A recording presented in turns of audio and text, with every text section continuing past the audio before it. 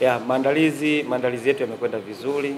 Nafikiri tutakuwa na moment ambayo tutatrain tena leo katika kiwanja cha mazoezi kwa ajili ya kufeel na kuwapa wachezaji muda wa kuangalia ni namna gani ambavyo watakavyoweza kutumika katika pitch hiyo. So far hatuna majeruhi kikosini, zaidi ni kwamba wachezaji wote ambao tumesafiri nao wako katika hali nzuri ya kimwili pamoja na kiakili. So tunaendelea at least kuona namna ambavyo tunaweza tukamalizia haya masaa 28 kabla ya mchezo, lakini niwahakikisheni tu kwamba kikosi chetu kiakili na kimwili kiko vizuri. Uhalisia tu ni kwamba ni mechi ngumu.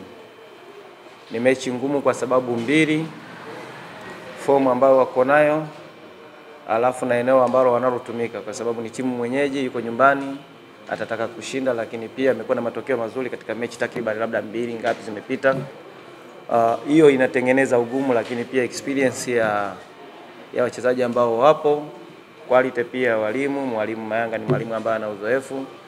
So nachoweza kusema tu kwa ugumu kama huo tumejiandaa.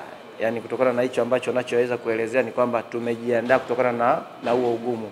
Namna gani ambavyo tunaweza tukacheza away, namna gani ambavyo tunaweza tukacheza na timu yenye experience ya vile, namna tulivyoangalia wao kwamba strength yao iko wapi, weakness yao iko wapi, na namna ambavyo tunaweza tukatumia tukazuia ule uimara wao pamoja na tukatumia weakness ambayo wako nayo. So ni mpango ambao tumeweka kwenye akili za wachezaji wetu kuona namna ambavyo wanaweza wakatumika katika udhaifu ambao wapinzani, kwa sababu hakuna timu ambayo inakosa udhaifu ambao wapinzani wetu wako nao, lakini pia uimara ambao wapinzani wetu hakuna. Tunauzuiaje na tunatumiaje madhaifu yale kuweza kunufaika. Muhimu ni kuheshimu kila ambacho wamekifanya Mashujaa so far. Wako juu yetu, lazima hilo tunakubaliana nalo.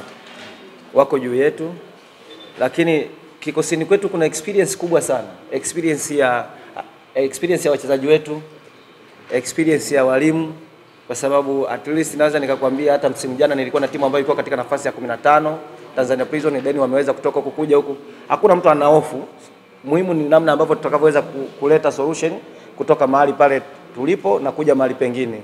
Hatuwezi kuingiza timu kwenye hofu, kwa sababu kila mchezaji aliyeko kwenye timu yetu hakuna mchezaji mchanga. Kwa kiasi kikubwa ni watu ambao wameshatumika. Kwa hiyo situation za kimpira wanazijua. Tunatokaje hapa kwenda mahali tulipo ndio kitu ambacho tumeweka kwenye vichwa vya wachezaji, lakini nina hakika kwamba hakuna mtu anayeweza kuhofia matokeo yaliyopo kutokana na ugumu uliopo kwenye ligi. Unaweza kuona kwamba tukipata matokeo hata kwenye mechi ya kesho, point 8 zinakupeleka kwenye zile timu 10 bora. Kwa hiyo gap sio kubwa sana. Japokuwa tunatakiwa kushinda mapema, tutoke huko mapema. Sasa ni lini ndio tunaendelea kufanya kazi ili kusudi tuweze kutoka mahali hapo tulipo. Lakini sidhani kama kuna hofu ya jambo hilo lolote. Isipokuwa kuna mtu asiyependa kuwa huko, tunakubaliana, lakini tunatokaje ndio kazi ni kwetu sisi walimu. Kwa majina naitwa Anderson Solomon. Kwanza tunamshukuru Mwenyezi Mungu tumefika salama Kigoma. Maandalizi yetu kwa sisi wachezaji yameenda vizuri, walimu wetu wametuandaa. Tunashukuru Mwenyezi Mungu kwa hilo. Kwa hiyo tumejiandaa vizuri kupitia mchezo wetu wa kesho dhidi ya Mashujaa.